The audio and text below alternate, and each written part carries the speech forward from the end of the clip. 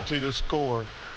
Bain had 25 on the night. Orlando up 8 after 3. Oh, man. The lead grew to 17 at one point in the fourth quarter. And right here, when Banchero drove again, they led by 15 with 7.5 minutes to play. But Detroit goes 11-0. Extended to 20-5 with their run. Cunningham. Ooh, nice move. 27 and 9, but also turned the ball over 9 times today. Wow, and the Pistons tie things up there at 104. This is the difference in these teams to me. They got more guys that can score. Zavagna, boy. It was a 9-0 finish to this game for Orlando. And how about this last one from Banchero? Take a gander at this three-pointer. Off the rim, and down it goes. Shades of Tyrese Halliburton in the Minnesota-New York series last year. The Magic have taken a 2-1 lead over the Pistons, 113 to 105. These two teams tied for the most clutch wins this season. Orlando gets it today, winning by 8. This game demanding some post-game yakety-yak. You know, they tie it up, and we didn't rattle with 3-something minutes to go. Our ability to stay the course, execute, obviously had to make a couple big shots down the stretch, but it was more about the stops. It was our defense, our composure, our communication. All those little things within the game are so important. Having been in this position before is really important. Having experience, understanding runs of the game are going to happen, and just being as consistent as possible. We got a lot of respect for those guys over there, but we know how we stack up. We know what we got in this locker room, and so we don't fear them. But we got a lot of respect, and we just going to have to bring it on Monday.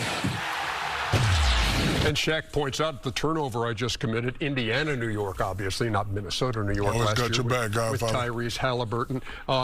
So let's take a look at those two shots, as a matter of fact. The Banchero shot here and the Halliburton shot from last year. And you know what's funny about this shot right here, Ernie? Everybody thought it was a 3, and it wasn't. Yeah, it turned out to be a 2, and they went to overtime. But man, that thing clearing the shot clock. And so you see Banchero today, Halliburton last year, and each gets the bounce. Magnets on the rims. Hey, how much trouble are your #1 seed Pistons in? I might cry when I get in the car. I'm so upset about the game. But in all honesty, I feel like this is going to be a tough matchup up front anyway. And two names that we didn't show in the highlights have been very pivotal in this series. One is Jalen Duren. He's struggling. Who's been really struggling offensively, fouled out today. And on the other side, Wendell Carter Jr. Yes, sir.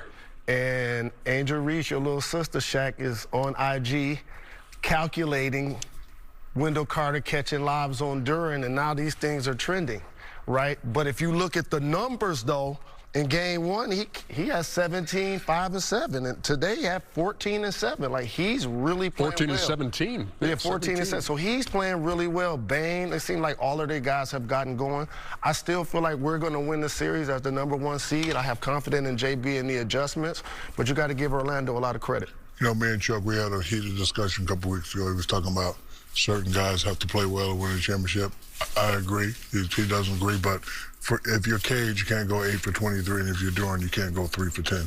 Because when you play great and the others play okay, you have a chance to win. But when you play awful and then the others play okay, you're not going to have a chance to win, especially if you're on the road. So, you know, those guys definitely need to pick it up. So the next game, got to get it. And Chuck, look, to your credit, you said, hey, this Orlando Detroit is going to be a tough one. Yeah, because when I looked at Detroit, I says, okay, this is when Shaq got that. I said, well, K's going to get me a bunch of points. And Durham, I'm surprised he's struggling. I said, he's going to get me 20.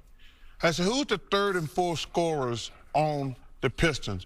I said, guys going to have to step up and get me 20, 20, 20, something like that. Because when you put up there today, you put those stats up there, you know, we know Banchero is going to get me numbers. We know Bain going to get me numbers. But when you getting Suggs, and Wagner, Carter, Wendell, like, your 2 stars, I am shocked because I'm a big Duren fan. I am shocked because he's been in single digits 2 out of 3 games. Because I think game 1, he only had like 6 points. He only had like 3 or 4 shots. 8 and 7 on 3 or 4. But he's got to get, and when he's got to be just like, I'm gonna be a rebounding fool, offensively and defensively, because.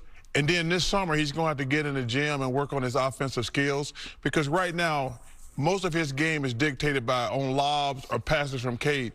But he's an all-star. I think he'll be a hell of a player.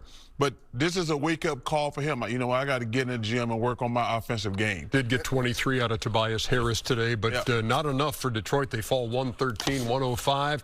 Game 4 in that series is Monday in Orlando. Meantime, Game 3. Valley of the Sun. I watched this game. This is definitely 1, 2, 3 Cancun. I thought you might be splitting time with hockey on this one. 1, 2, 3 Lake Havasu. That's right. Yeah, Ernie, that's a good thing.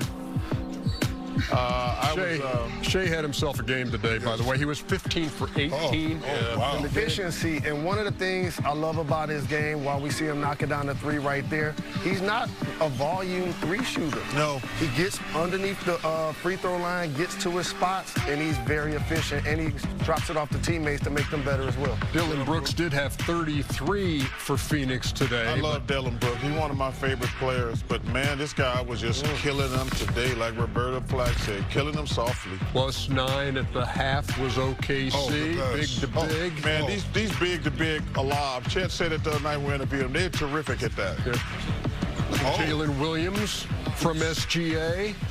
Just an 8-point game going to the 4th. And this without their second All-Star, J-Dub. Yeah, you're absolutely right, Jalen. Excellent point. SGA there. And that's the good thing about it, too. That's going to give him more time. Oh, my goodness. Oh, man. Stop stealing that. Oh, man. Give it here. Don't say nothing. 42 points on 15 of 18 shooting. Turnover both shoulders, Diesel. 9th time this season that SGA has gone for at least 40, and they win at 121 to 109 points in the paint in that game, 50 to 30, and OKC has won 11 straight first-round games. Man. Well, you know how many? 11. Well, you go ahead and put 12 in. Yeah, we'll wait until Monday. This is 1, 2, 3 Cancun. But here's what they were saying after the game. Lake Havasu. Give him credit. First, 42 points on 18 shots. We tried different matchups, tried to take it out of his hands. He got to the area where it's a little hard to take it out of his hands when he just rises up over us. He had us spinning. He had us spinning tonight. I'm very fortunate to be in this position, but regardless of who's out there, I get to go out there and play my game. That's just like the role I have on this team. And my coaches and teammates do a really good job of like letting me be in my space. I try not to like press more or press less, just like let the game tell me what to do. He's starting to think the game a little more rather than just use his, amazing athletic ability and skill to get places. And once you mentally can evaluate, organize, and then execute, that's when you really, get to another level. What are the 1 or 2 things that enabled him tonight to do what he did? He's efficient, and I got him game 4. 121-109. I got him in game 4. You know what I love in game 1? Hey, listen, we had this conversation. Shaq was talking about, I'm like, yo, man, this dude, his confidence level, he's going to get his shots.